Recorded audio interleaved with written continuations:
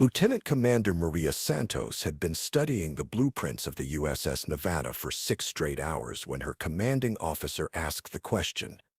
Everyone was thinking, how do you plan to save 127 people from a submarine that's already sinking? Maria's answer would change everything they thought they knew about underwater rescue operations.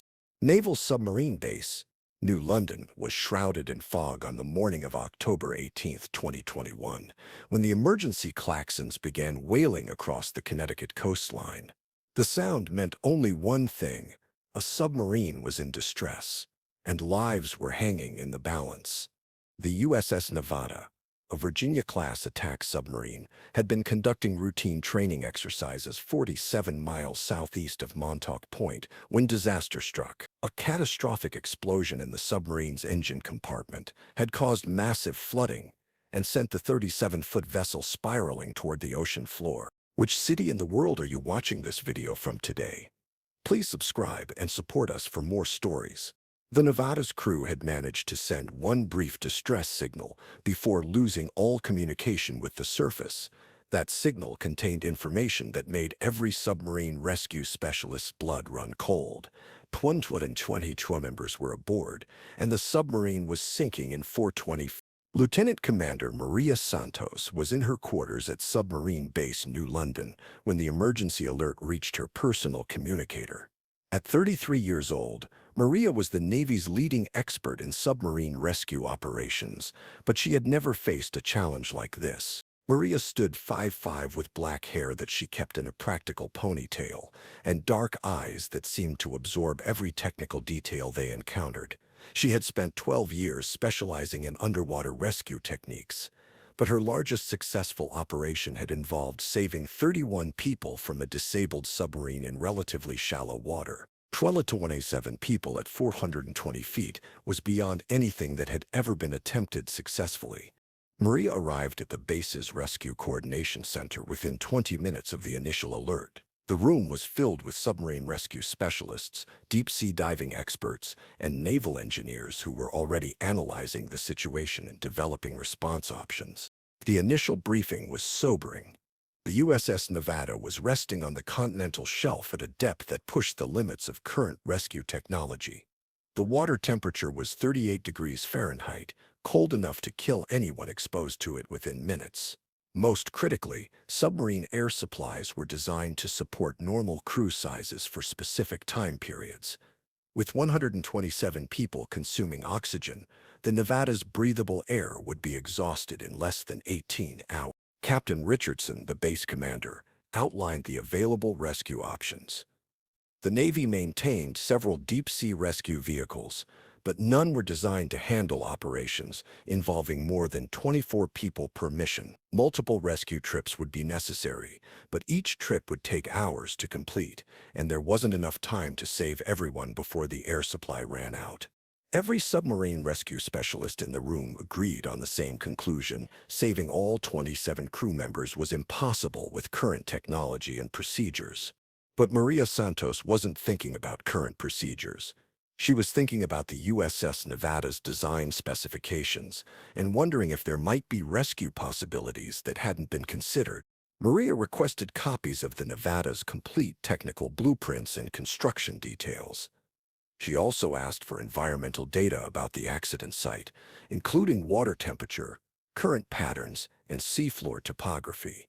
For the next 6 hours, while other rescue specialists worked on conventional response plans, Maria studied every aspect of the USS Nevada's design.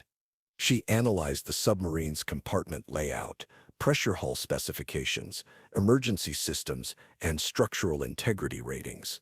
But Maria wasn't just looking at the submarine as a disabled vessel that needed to be evacuated. She was studying it as a potential survival platform that might be modified to extend the crew's survival time and enable new rescue approaches. At 1800 hours, Captain Richardson called Maria into his office for a briefing on her analysis. The captain had been watching Maria work for hours and was curious about her unconventional research approach. Richardson asked Maria the question that everyone at the base had been thinking: How did she plan to save 127 people from a submarine that was already sinking and would run out of air before conventional rescue operations could be completed? Maria's answer would fundamentally change submarine rescue operations. Instead of trying to evacuate all 27 crew members from the USS Nevada, Maria proposed converting sections of the submarine itself into a temporary survival habitat that could sustain the crew for days rather than hours. Maria had discovered something in the Nevada's design specifications that other rescue specialists had overlooked. The submarine's ballast tanks, which were normally used to control buoyancy, could be modified to store additional breathable air if they were properly sealed and pressurized. More importantly, the Nevada's nuclear reactor, while damaged, was still generating power that could be used to run life support systems, water purification equipment, and heating systems indefinitely. Maria's plan involved using the submarine's own systems to create a survival environment that could keep 1 to 27 people alive for weeks while unconventional rescue operations were developed and executed. But implementing this plan would require Maria to go down to the USS Nevada herself and perform modifications that had never been attempted on a disabled submarine at crush depth. Captain Richardson initially rejected Maria's proposal as too dangerous. Sending rescue personnel to a damaged submarine at 420 feet violated every safety protocol in the rescue manual. If Maria became trapped or injured, the operation would lose its most knowledgeable specialist, while adding another person to the list of people who needed to be rescued. But Maria had anticipated Richardson's objections. She had spent her 6 hours of research developing not just a survival plan for the Nevada's crew, but a detailed safety protocol that would allow her to work on the submarine while maintaining constant communication with the surface and retaining the ability to abort the mission if conditions became too dangerous. Maria's technical analysis had convinced her that the USS Nevada's hull integrity was sufficient to support the modifications she was proposing. The submarine wasn't going to sink further or suffer additional structural failures that would endanger rescue operations. More importantly, Maria had calculated that conventional rescue operations would save fewer than 40 of the Nevada's crew members before the air supply was exhausted. Her plan offered the possibility of saving everyone. After 2 hours of discussion with senior naval officials, Captain Richardson authorized Maria's unconventional rescue operation. At 210 hours, Maria began her descent toward the USS Nevada in a deep-sea rescue vehicle that had been modified to carry the specialized equipment she would need for her underwater engineering project. The descent to 420 feet took 35 minutes through dark, cold water that would have been instantly fatal to anyone without proper protection. Maria's rescue vehicle was equipped with manipulator arms, cutting tools, and pressurization equipment that would allow her to modify the Nevada's systems from outside the submarine's hull. But Maria's most important equipment was her portable communication system that would allow her to coordinate with the trapped crew members inside the submarine. At 247 hours, Maria's rescue vehicle touched down on the ocean floor next to the USS Nevada. The submarine was resting at a 15-degree angle with its bow pointing toward deeper water, but the hull appeared to be intact with no visible signs of additional structural damage. Maria established communication with the Nevada's crew through the submarine's emergency acoustic telephone system. The crew reported that they were alive but that several compartments were flooded and the submarine's life support systems were operating at reduced capacity. Most critically, the crew confirmed Maria's calculations about air supply. With 107 people consuming oxygen, the submarine's breathable air would be exhausted within 114 hours unless additional life support capacity could be created. Maria began implementing her survival habitat plan.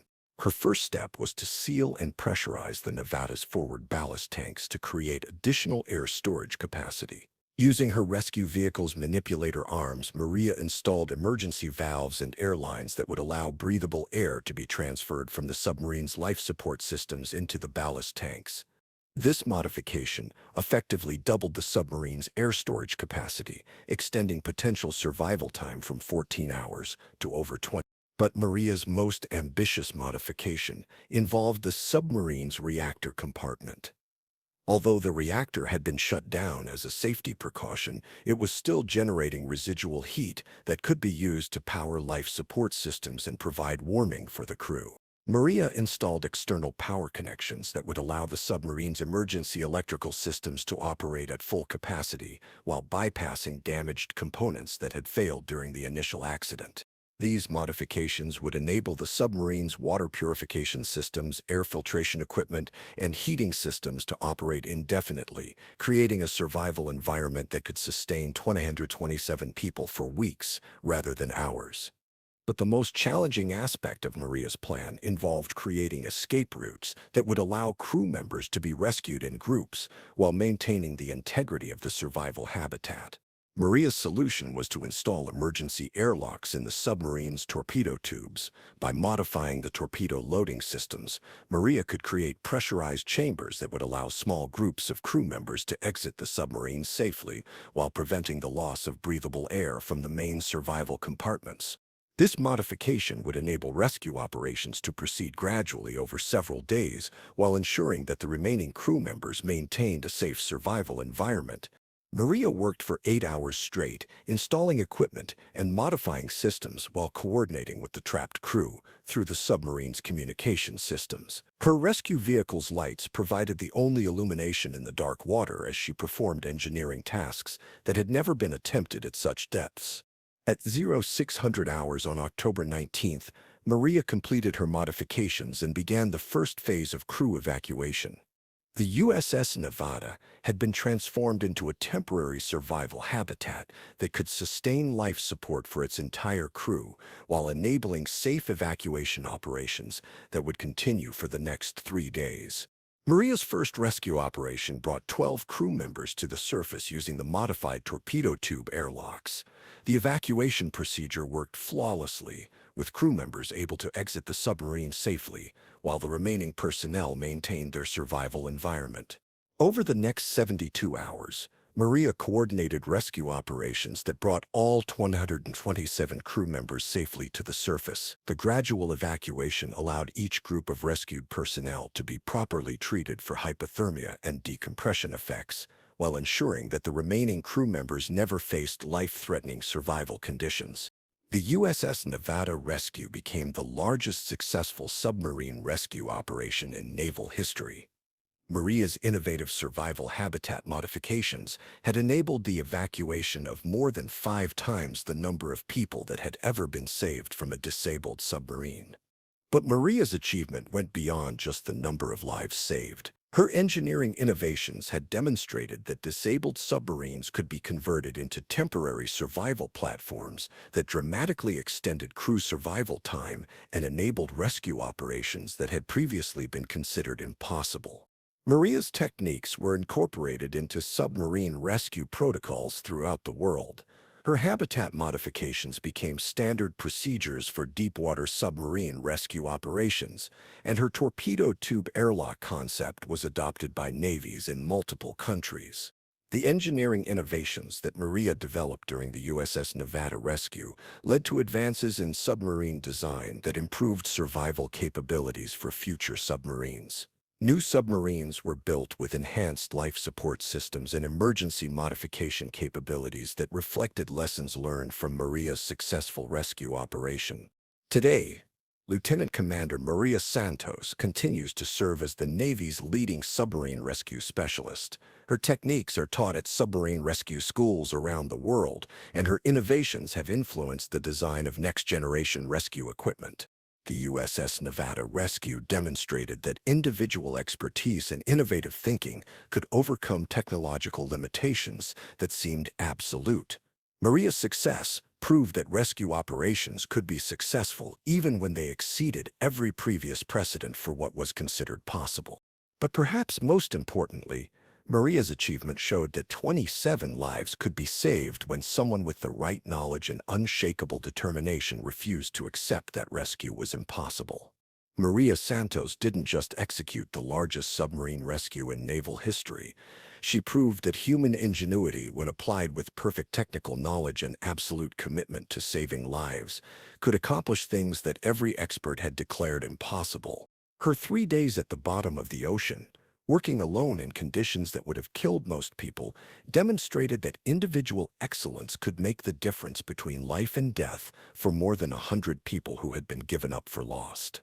The USS Nevada rescue stands as proof that sometimes the most important innovations come from people who refuse to accept that current limitations represent permanent boundaries. Maria Santos looked at a submarine rescue that everyone said was impossible and saw an engineering problem that just needed the right solution. Her ability to see possibilities where others saw only obstacles saved 107 lives and changed submarine rescue operations forever. In the history of naval rescues, October 18 to 21, 2021 will always be remembered as the days when Lieutenant Commander Maria Santos proved that impossible was just another word for something that hadn't been done correctly yet.